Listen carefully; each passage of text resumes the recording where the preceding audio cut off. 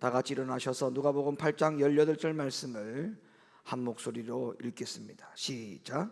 그러므로 너희가 어떻게 듣는가 스스로 삼가라. 누구든지 있는 자는 받겠고 없는 자는 그 있는 줄로 아는 것까지 빼앗기리라 하시니라. 아멘.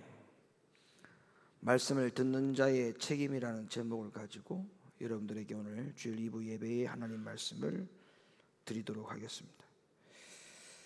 오늘 본문의 말씀은 씨 뿌리는 비유 이후에 등장하고 있는 그런 말씀인데요, 이 말씀을 보게 되면 씨를 뿌렸다라고 하는 것은 결론적으로 말씀을 들었다라고 하는 것과 같은 것입니다. 그래서 씨를 뿌렸다라고 하는 것은 말씀을 들었다라고 하는 것으로 해석을 해야 되는 것이죠. 자, 12절 말씀. 길가에 있다는 것은 말씀을 들은 자니. 말씀에 씨를 뿌린 것을 여기에서는 말씀을 들었다라고 표현하고 있기 때문에 우리는 확실한 하나님의 말씀을 확인해 볼 필요가 있는 것입니다. 자, 13절에도 씨를 뿌리는 것이 곧 말씀을 들은 것과 연관을 해 놓았습니다. 다시 한번 보실까요? 바위 위에 있다는 것은 말씀을 들을 때에. 14절. 가시떨기에 떨어졌다는 것은 말씀을 들은 자니. 15절. 좋은 땅에 있다는 것은 착하고 좋은 마음으로 말씀을 듣고. 그러니까 주님께서 씨 뿌리는 비유를 통해서 우리에게 말씀하시고자 하는 의도가 뭐냐, 목적이 뭐냐면 씨를 뿌린다라고 하는 것은 말씀을 들었다라고 하는 것이기 때문에 오늘날 말씀을 들은 자에게 어떠한 책임이 있는지를 우리에게 말씀하고자 하기 위하여 주님은 씨 뿌리는 비유를 통해서 우리에게 말씀하고 있는 것입니다. 그래서 우리가 길가에 씨를 뿌렸다, 바위 위에 씨를 뿌렸다, 가시떨기에 씨를 뿌렸다, 좋은 땅에 씨를 뿌렸다라고 하는 것은 결론적으로 우리의 어떤 마음밭에 하나님의 말씀을 들은 자인가, 그거를 점검해 볼 필요가 있죠. 그래서 하나님의 말씀을 들었을 때 길가와 바위와 가시떨기와 같은 마음의 밭을 가지고는 열매를 맺을 수가 없다. 결국 우리는 좋은 마음, 좋은 땅에, 좋은 마음의 밭에 하나님의 말씀이 떨어져야만이 30배, 60배, 100배의 결실을 맺는다. 그러니까 여기에서 심판을 받는 마음은 뭐고, 하나님의 말씀을 들었을 때에, 받았을 때에 그 말씀에 열매를 맺지 못해서 하나님의 심판에서 예외되지 않는 사람이 누구인가라고 봤을 때에 세 가지 밭이죠. 하나님의 말씀을 들었을 때에 그 사람의 심령이 길가와 같고 바위와 같고 가시떨기와 같다면 그 말씀을 받은 사람의 마음의 상태가 어떠한지에 대해서 중요한 게 아니고, 그 마음의 밭에다가 하나님의 말씀을 들은 자는 합당한 책임을 있다는 거예요. 합당한 책임이 뒤따른다는 사실을 잘 기억하시고, 우리는 하나님의 말씀을 듣는다, 하나님의 말씀을 받는다, 그게 중요한 게 아니라는 것입니다. 우리의 마음의 밭에 길가와 같은 마음으로, 바위 위에 같은 마음으로, 가시떨기와 같은 마음 상태에서 하나님의 말씀을 받았다면 우리는 즉시 그 마음을 갈아엎어야 돼요. 빨리 갈아엎어서 기경해서 우리는 모두가 최종적으로 좋은 땅에 떨어지는 말씀의 밭이 되어야 된다, 그런 결론이죠. 그래서 말씀을 들은 사람마다 각각 다른 결과가 나온다라고 성경은 우리에게 가르쳐주고 있어요. 12절. 이에 마귀가 와서 그들로 믿어 구원을 얻지 못하게 하려고 말씀을 그 마음에서 빼앗는 것이요. 자, 각각 다른 결과가 나타난다는 것을 잘 기억하셔야 돼요.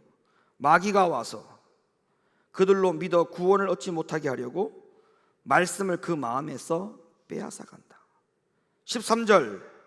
기쁨으로 받으나 뿌리가 없어 잠깐 믿다가 시험을 받을 때에 배반하는 자요. 14절. 지내는 중 이생의 염려와 재리와 일락의 기운이 막혀 온전히 결실치 못하는 자요. 그러니까 12절과 13절과 14절의 상황에서는 말씀을 받아도 여전히 그 자리인 것입니다.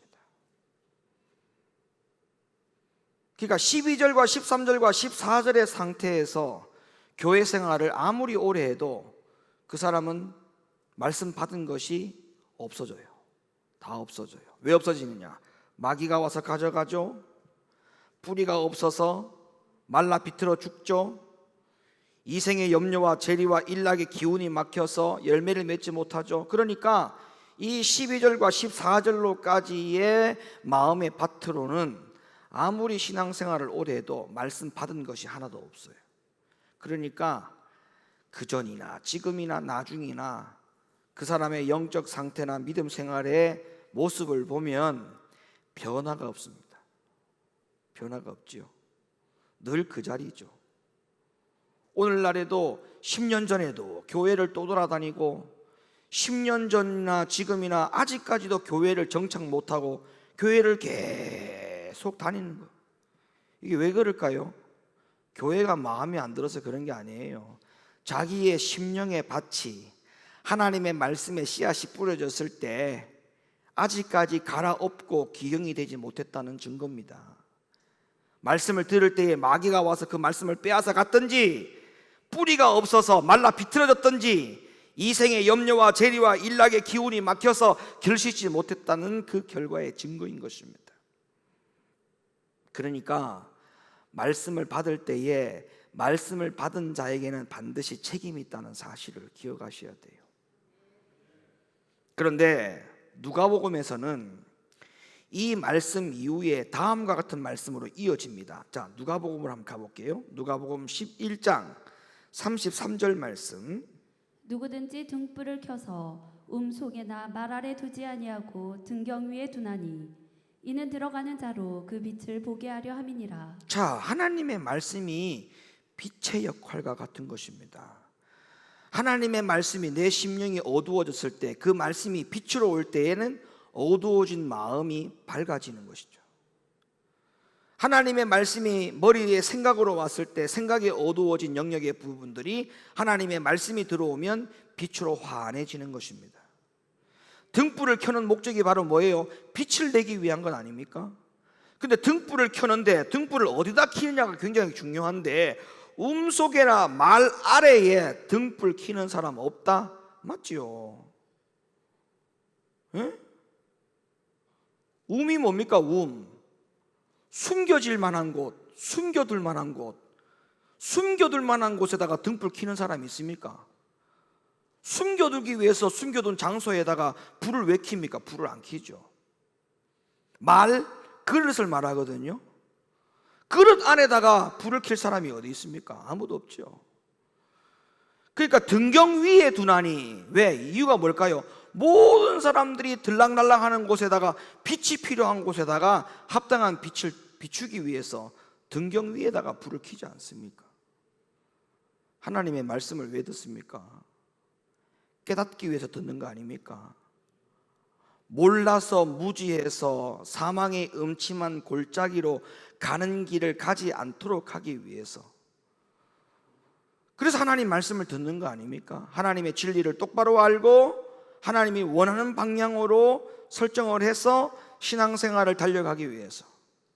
이스라엘 백성들이 40년 3개월 동안 애굽에서 나오자마자 가나안까지로 직선거리, 해안선을 따라서 직선으로 쭉 가면 10일, 15일이면 도착할 수 있는 그 거리를 밑으로 쑥 내려와 가지고 온 광야를 다 떠돌아다니다가 한 바퀴 그 자리를 계속적으로 맴돌다가 결국에는 40년이 걸려서 가나안 땅에 들어갔어요. 왜 그럴까요? 그들 가운데 빛이 없었다는 결론입니다. 마음에 빛이 없었다는 거예요. 하나님의 말씀에 빛이 없었다는 거예요. 이거는 우리들에게 굉장히 많은 교훈을 줍니다. 오늘날 빛과 진리에 따라서 신앙생활 하는 사람과 교리와 생각을 가지고 신앙생활 하는 사람들은 하늘과 땅 차이예요. 제가 금요일도 말씀드렸지만 하나님의 영광을 위하여 예배 생활하고 하나님의 영광을 위하여서 신앙생활 하는 것이지, 사람의 영광을 위해서 신앙생활 하는 것은 안 된다. 절대 안 된다. 누가복음 8장 17절 말씀 읽어주세요. 숨은 것이 장차 드러나지 아니할 것이 없고 감추인 것이 장차 알려지고 나타나지 않을 것이 없느니라. 아멘. 하나님의 말씀의 빛에 따라서 우리가 숨은 것이 장차 드러나고 감추어진 것이 장차 알려지는 그 신비로운 진리의 비밀 속에 깨달아서 신앙생활을 하는 그 놀라움이 우리들의 신앙생활 가운데 항상 있기를 예수님의 이름으로 간절히 축원합니다. 그러니까 하나님은 말씀을 듣는 자가 얼마나 그 말씀을 주의 깊게 듣는가에 따라서 다른 사람들이 보지 못하는 것을 볼 수 있게 되는 거예요. 내가 하나님의 말씀을 어떤 부분을 실제로 깨닫는 부분과 깨닫지 못하는 부분과 하나님의 말씀을 볼 수 있는 눈이 열려있는 것과 열려있지 못하는 것과 하나님의 말씀을 들을 수 있는 귀가 열려있는 것과 열려있지 않는 것은 엄청난 차이를 가져다 주는 거예요. 엄청난 차이를. 평신도 하고 목사하고 신앙과 믿음의 크기가, 교회를 위해서 몸을 들이는 그 크기가 왜 다르냐 하면 다른 게 없어요. 하나님의 말씀을 깨닫는 부분이 목사가 그래도 그나마 평신도보다 낫기 때문에 그런 거예요. 낫기 때문에. 평신도들 가운데도 목사 같은 믿음을 내는 사람들이 있거든요. 그건 왜 그러냐 하면 다른 거 없어요. 하나님의 말씀을 그만큼 깨닫는 범위가 넓기 때문에 주를 위해서 목숨을 내는 거죠. 주를 위해서 목숨을 내는 거죠. 반대로 목회자라 할지라도 평신도보다 못한 믿음을 가진 사람들도 있습니다. 왜 그럴까요? 다른 차이 없어요. 결국 믿음의 차이인데 그 믿음이 어디서 나오느냐? 하나님의 말씀을 깨달아 아는 만큼 나오거든요. 그러니까 목사들이 믿음이 없는 것은 하나님의 말씀에 대한 깨달음이 없다는 거예요. 평신도보다 못하다는 거죠. 우리가 말씀을 어떻게 듣든지 그것은 우리의 자유가 될 수는 있겠지만, 그러나 분명히 기억해야 될 것은 누가복음 8장 18절에 가보세요. 뭐라고 되어 있습니까? 너희가 어떻게 듣든가 스스로 삼가라, 이렇게 말씀하고 있어요.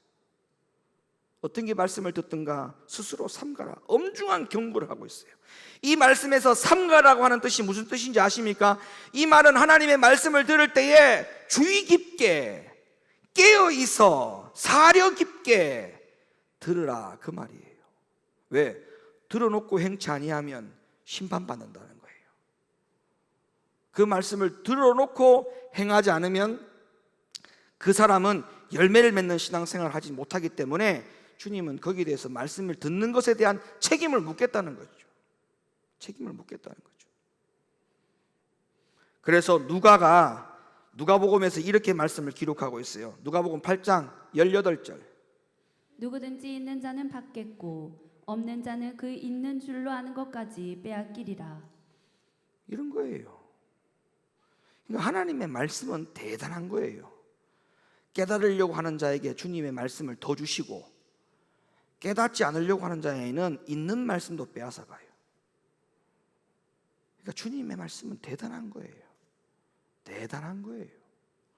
제가 지난번에 말씀했잖아요.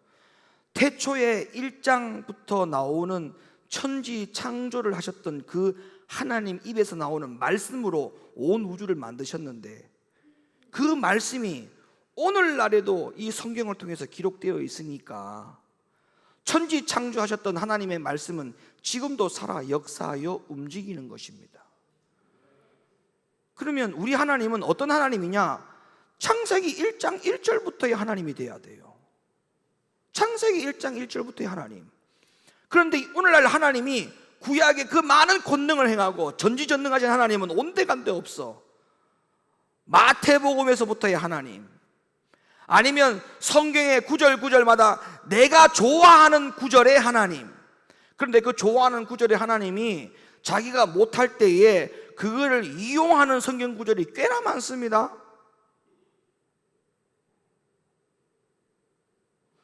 그러면서 뭐합니까? 하나님의 말씀을 잘못 인용하죠. 하나님의 성전으로 부지런히 나와서 예배를 드려야 되는데 예배 나오지 못하는 상황과 처해 있는 상황을 가지고 자기가 가까운 교회나 자기 가까운 어떤 장소에서 예배를 드리면서 주님 앞에 한다는 말씀이 내 모든 형편을 다 아실 거야, 처지를 다 아실 거야, 두세 사람의 이름 모인 곳에 주님이 함께 하신다고 했으니까 내가 여기서 예배를 드려도 하나님 예배를 받으실 거야, 이런 자체가 바로 성경 구절을 전부 다 잘못 인용하고 있는 것이죠. 아닌 것입니다. 그러면 우리가 왜 하나님의 말씀을 주의 깊게 주목하고 들어야 되느냐? 그 첫 번째 이유는 말씀하시는 분이 목사가 아니고 사람이 아니고 하나님입니다. 답시다. 말씀하시는 분이 하나님이시다. 요한복음 1장 1절.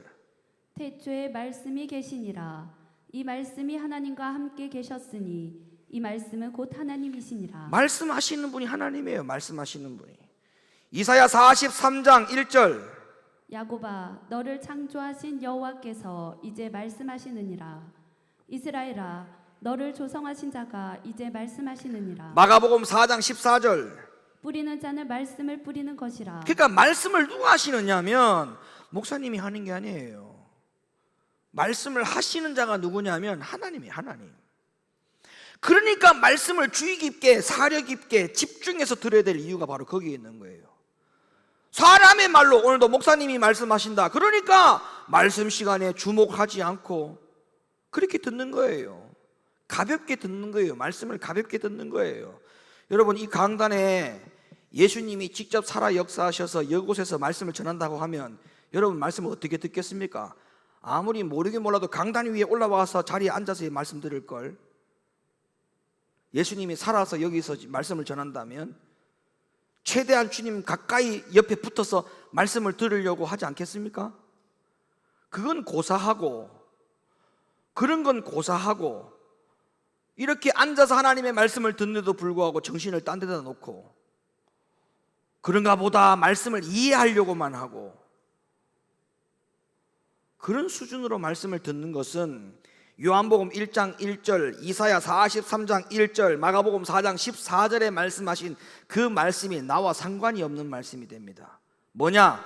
태초에 말씀하시는 분이 하나님, 그리고 지금 우리에게 말씀하시는 분이 하나님, 뿌리는 자가, 말씀을 뿌리는 자가 하나님, 그 하나님이란 사실을 인정하지 않는 사람이에요. 인정하지 않는 사람.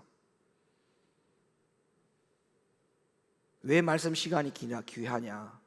이 말씀 시간이 왜 중요하냐? 말씀하시는 분이 하나님이시기 때문에. 하나님이시기 때문에. 그래서 말씀하는 시간에는 하나님이 하시기 때문에 말씀에 어떠한 방해가 있어서도 안 돼요. 아이들이 떠들게 하는 것도 잠잠시켜야 되고 돌아다니게 하는 것도 잠잠시켜야 되고 모든 걸 다 조심시켜야 되는 이유가 이 말씀을 목사님이 전하는 게 아니고 하나님이 전한다고 생각을 하면 말씀 시간에는 집중을 해야 돼요. 집중을. 근데 말씀 시간에 휴대폰 하고 문자 보내고 답장하고 딴짓하고 안 되는 겁니다. 우리가 왜 하나님의 말씀을 주의 깊게 주목하게 들어야 된다고요? 첫째 이유가 말씀하시는 분이 누구라고요? 하나님이에요. 그리고 두 번째 한 가지 또 이유가 있다면 왜 말씀을 주의 깊게 사려 깊게 집중해서 말씀을 잘 들어야 되느냐 하면 우리의 영의 상태는 말씀을 듣는 태도에 달려있기 때문에 그렇습니다. 우리의 영혼은요, 말씀을 듣는 태도에 따라서 영의 태도가 달라져요. 말씀 듣는 태도가 불량하면 영의 태도가 똑같이 불량해집니다. 근데 말씀을 듣는 태도가 굉장히 엄중하게 태도를 갖추어서 말씀을 들으면 그 영혼도 굉장히 엄중하게 하나님 앞에 신앙생활을 하도록 되어 있어요. 이거는 불가분의 관계입니다. 그러니까 우리의 영이 죽느냐 사느냐가 말씀을 듣는 태도에 달려 있다고 해도 과언이 아니에요. 과언이 아니에요. 왜냐하면 말씀을 듣는 태도가 불량하면 결국에는 하나님의 말씀을 잘 알지도 못할 뿐더러 하나님의 말씀을 오해합니다. 오해. 하나님의 말씀을 오해해요. 그러면 하나님의 말씀을 오해하면 그 순간부터 그 영혼은 죽는 길로 가는 겁니다. 죽는 길로 가는 거예요.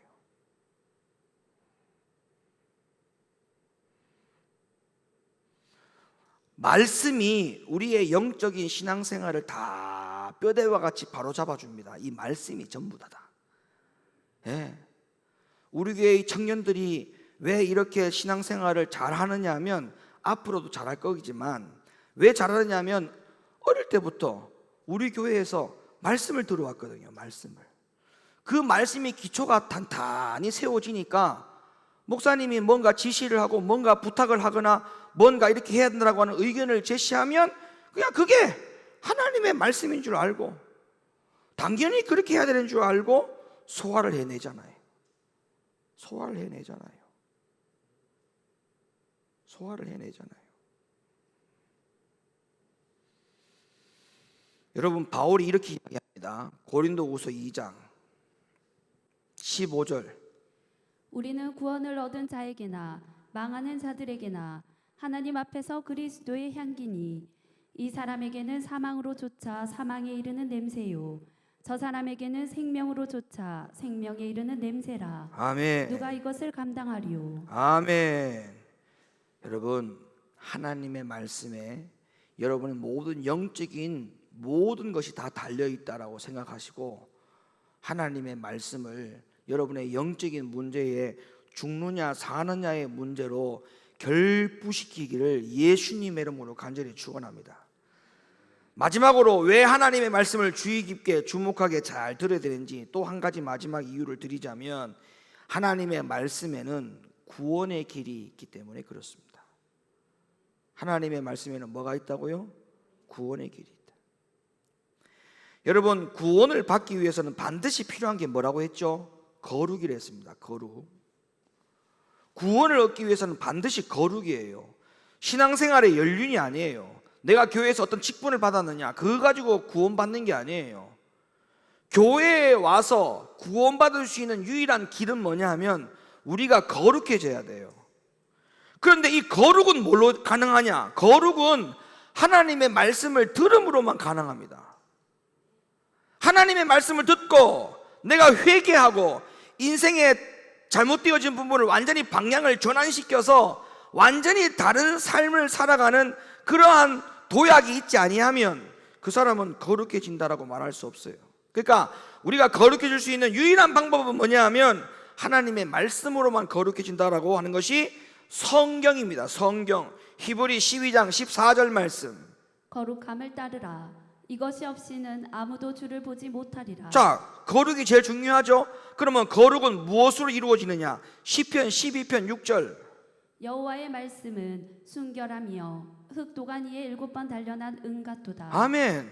그러니까 하나님의 말씀만이 나를 거룩하게 만들 수 있는 거예요. 하나님의 말씀만이. 하나님의 말씀만이. 아멘이십니까? 그러니까 이 말씀 듣는 것을 우습게 생각하면 안 돼요. 씨 뿌리는 비유에 대해서 씨를 뿌렸다라고 중요한 게 아니고 주님의 말씀에는 말씀을 들었다라고 이렇게 표현하지 않습니까? 말씀을 들었다.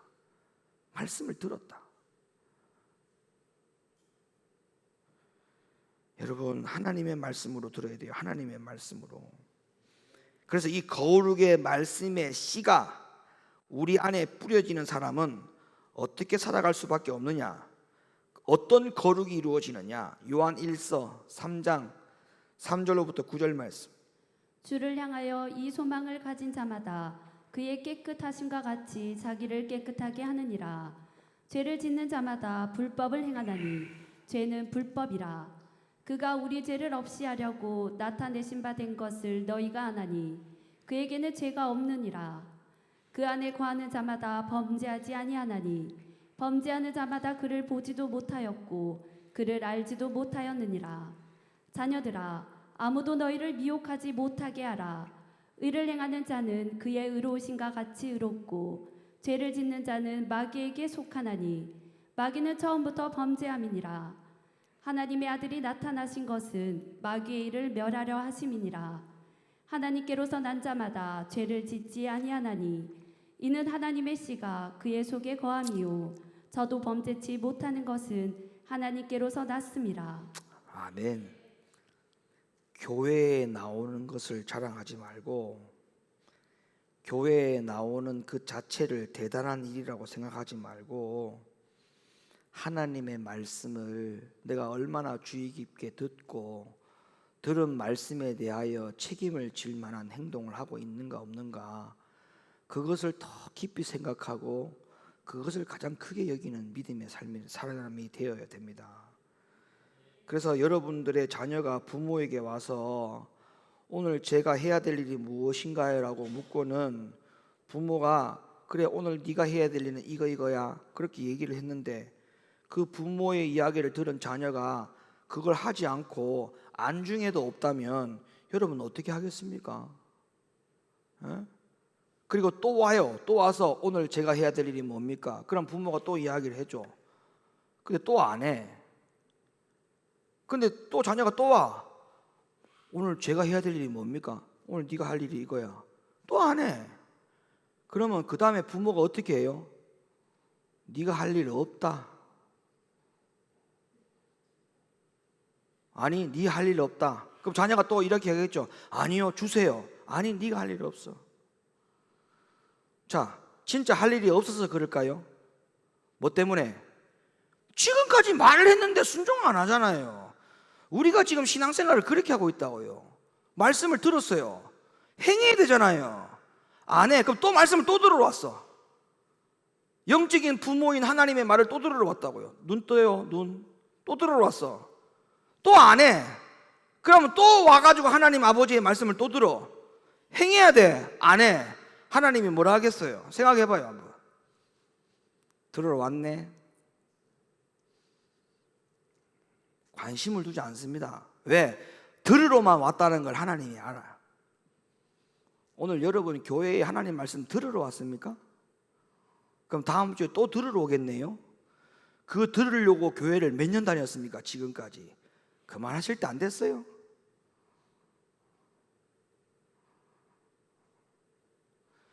여러분의 자녀가 15년 동안 20년 동안 그 생활을 했다고 생각해 보세요.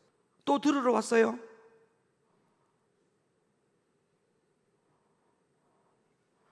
말씀을 듣는 자의 책임이 얼마나 큰지 아시겠죠? 지금 우리 모두의 상태가 얼마나 심각한지 아시겠죠? 현 주소가. 또 들으러 왔다고요?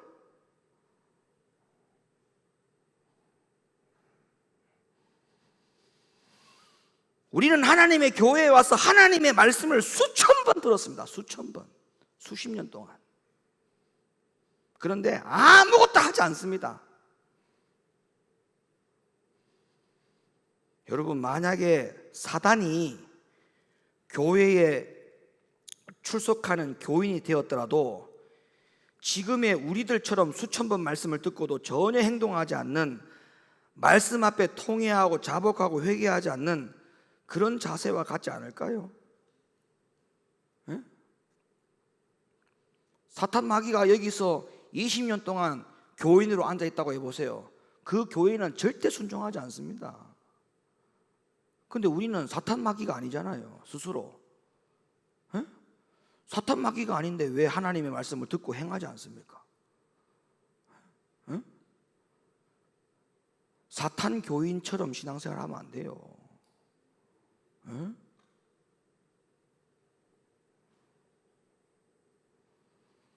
그러니까 말씀을 듣는 자의 책임이 얼마나 크고 심각한지를 좀 아셔야 돼, 여러분들. 좀 아셔야 돼. 예?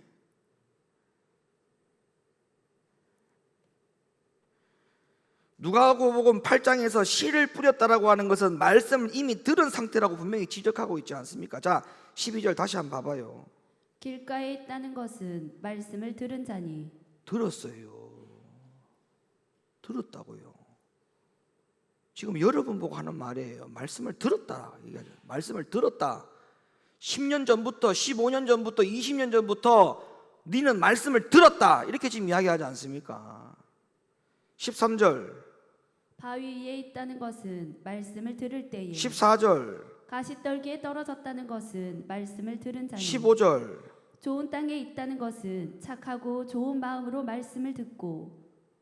말씀을 들었다니까요.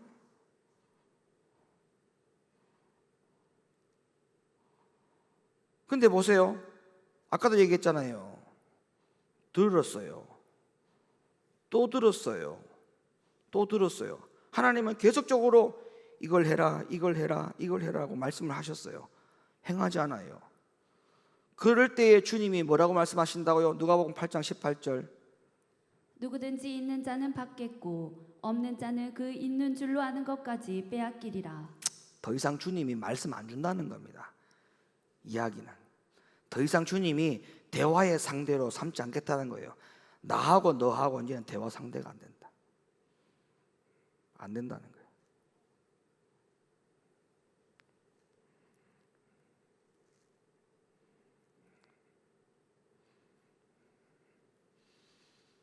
그래서 오늘도 여러분의 교회에 오신 목적이 말씀 듣고 가는 사람이 되면 안 돼요.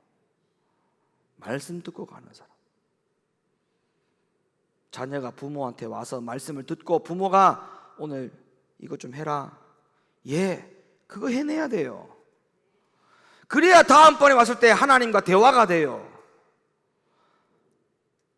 영적인 아버지가 나에게 하실 말씀이 있으면 또 해주시는 거예요. 근데 순종하지 않고 행하지 않는데 주님이 무슨 말씀 하시겠어요? 안 하는 거예요. 그러니까 자녀들 보고 말 안 듣는다고 자녀들 야단치기 전에 영적인 아버지이신 하나님과 나와의 관계를 먼저 한번 생각해 봐요. 그림을 그려봐요. 나는 내 자식들처럼 부모인 하나님께 말을 잘 듣고 있는지 안 듣는지 그거 점검하고 난 다음에 자식을 야단치세요.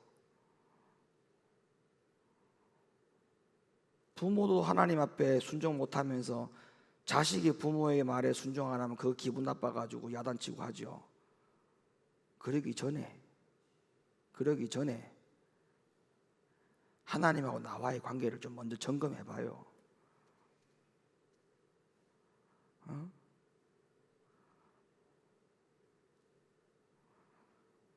나와 하나님과 관계는 수십 년 동안 불순종하고 살았잖아요.